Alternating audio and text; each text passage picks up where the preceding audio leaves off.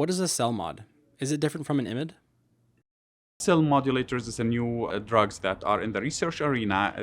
Did not, get FDA approval yet. This class of drugs seems to be acting very similar to the immune modulators drugs, and seem to be targeting that, kind of population, or that class of drugs. I do see cell modulators, and if they pass clinical trials and show us good results, they will replace immune modulators. Iberdomide results, early results were presented at ASH. It's a very effective drug. It works even in patients who progress after lenalidomide, for example. So they are more potent, more efficacious, and they have better side effect profile.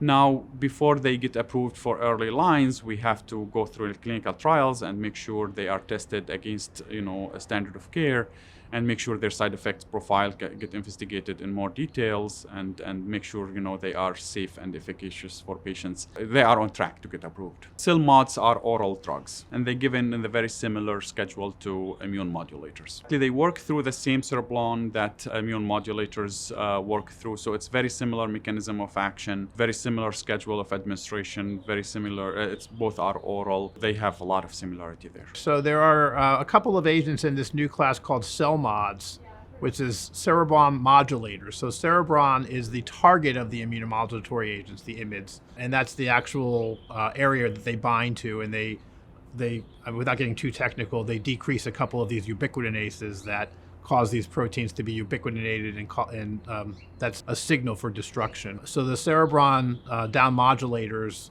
are thought to be another way to target that with potentially less toxicity, and hopefully it's a way to overcome resistance to the immunomodulatory agents. Those are still in clinical trials, though. They're all oral. They're sort of being used in sort of the same setting that you see the IMiDs, in combination with some other agents and maintenance types of settings, things like that, but not, as a single agent for induction therapy or anything like that.